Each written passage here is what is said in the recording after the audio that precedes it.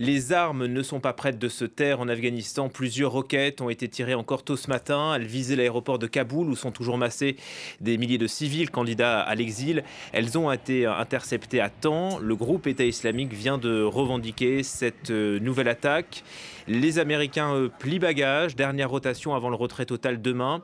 Quant à la France, elle cherche à gagner du temps. Elle va proposer tout à l'heure à l'ONU la création d'une zone protégée à Kaboul. James André, bonjour. Bonjour. Une safe zone.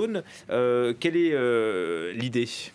Écoutez, l'idée en fait, c'est de créer un endroit dont la sécurité serait garantie par l'ONU, ou en tout cas par des armées étrangères internationales, en tout cas sous parapluie de l'ONU, pour permettre donc, dans un premier temps, l'évacuation de ces talibans qui sont sur la liste d'un certain nombre de pays occidentaux. Des Afghans plutôt. Des Afghans, pas pardon. des talibans. Oui, pas des talibans, pardon, des Afghans, qui sont sur la liste d'un certain nombre de pays occidentaux. On pense notamment à la France, à la Grande-Bretagne, aux Américains également, qui n'ont pas pu encore sortir tous les personnels qui ont pu les aider durant ces 20 années de guerre. L'idée, c'est de permettre à ces personnes de fuir le pays avant qu'ils ne se referment sur eux. L'idée, c'est de laisser cette porte ouverte et de créer une zone qui pourrait ressembler, on peut l'imaginer, par exemple, à d'autres endroits qui existent sur la planète, comme par exemple l'aéroport de Mogadiscio, qui est aujourd'hui une sorte de hub de la communauté internationale dans un pays qui, par ailleurs, est totalement détruit par la guerre, dans lequel on ne peut pas circuler. C'est un endroit où il peut y avoir des personnels également, le chef de l'État en a parlé un petit peu, où il pourrait y avoir les bases des ONG qui opèrent dans le pays, il peut y avoir une présence, évidemment,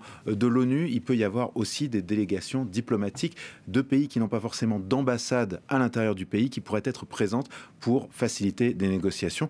Alors évidemment, pour les Occidentaux, c'est intéressant, ça permet d'avoir une tête de pont dans le pays. Pour les talibans, c'est moins clair. Je vous propose d'écouter en tout cas ce qu'avait à dire le président Emmanuel Macron et la réponse des talibans.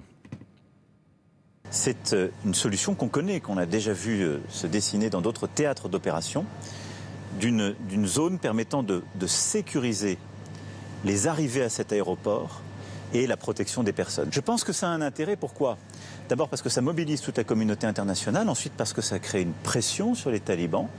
Il n'y a pas besoin de cela. L'Afghanistan est un pays indépendant. Bien que nous ayons fait une amnistie générale, chaque Afghan pourra de toute façon, après le 31 août, voyager à l'étranger. Voilà, cette proposition est donc sur la table cet après-midi à l'ONU. Pour les talibans, c'est clair et net, c'est un refus. Alors c'est un refus, il faut voir que les talibans, évidemment, ne vont pas accepter sans condition qu'il y ait l'installation d'une enclave de la communauté internationale sur leur territoire. Donc, pour rappel, il s'agit pour l'instant d'une proposition de résolution. Mais il est évident que les talibans vont chercher, si ils finissent par accepter cette proposition, à obtenir des contreparties. Alors ces contreparties, qu'est-ce que ça peut être ? Ça peut être de la reconnaissance. Alors c'est vrai que quand Emmanuel Macron dit on veut négocier avec eux, on veut créer une safe zone, mais ça ne veut pas dire qu'on les reconnaît. Dans le même temps, dès lors que vous négociez avec une entité et que vous obtenez, on va dire, ce territoire, quelque part, il y a malgré tout reconnaissance implicite. Les Britanniques aussi, d'ailleurs, par la voix de leur ministre des Affaires étrangères, a indiqué qu'il était prêt à discuter avec les talibans. Emmanuel Macron lui-même a dit qu'il y avait des négociations, mais pour l'instant de manière indirecte, informelle. Donc certes, il y a le problème de la reconnaissance de ce gouvernement taliban à venir. Il faut rappeler qu'ils ont annoncé qu'ils formeraient un gouvernement après le départ des Américains. Il y a évidemment aussi tous les milliards de dollars qui sont gelés dans des comptes, qui sont bloqués en termes d'aide au développement et qui pourraient bénéficier aux talibans. Parce qu'effectivement, ils arrivent au pouvoir, ils vont vouloir administrer un pays, il va leur falloir des contacts avec l'extérieur et bien sûr le nerf de la guerre, de l'argent et la possibilité de faire du business. Donc bien sûr, la communauté internationale a des choses à mettre sur la table et ce sera sans doute des choses qui vont être discutées cet après-midi. Mais pour l'instant, la position des talibans est assez claire. Ils ne veulent pas, évidemment, voir la fuite des cerveaux du pays suite à 20 ans de formation, notamment universitaire, des femmes et autres. Et puis, par ailleurs, ils veulent être indépendants. Ils l'ont d'ailleurs récemment prouvé en critiquant la frappe américaine. En tout cas, l'urgence à court terme, c'est la protection de ces milliers de civils qui encerclent depuis 2 semaines maintenant l'aéroport de Kaboul. Ils cherchent à fuir les talibans. Et les Américains, là, sont en train d'effectuer leur dernière rotation. Alors, selon la dernière dépêche, le dernier avion américain aurait quitté le tarmac de l'aéroport de Kaboul il y a très très peu.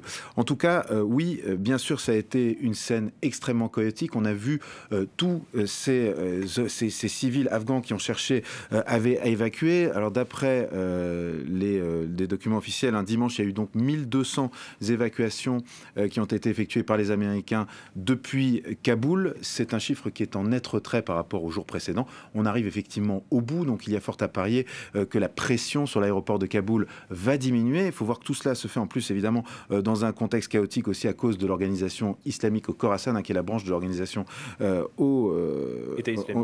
l'État islamique, donc la branche de l'organisation État islamique en Afghanistan. Et donc il y a eu ces attaques de roquettes, on l'a vu. Donc ça va certainement être la fin de cette ouverture, et c'est ce qui rend si important cette négociation de cet après-midi et ces discussions potentielles à venir avec les talibans, que ce soit au Qatar ou via la Turquie ou autre. On aura l'occasion d'en reparler. Merci beaucoup James André pour toutes ces explications.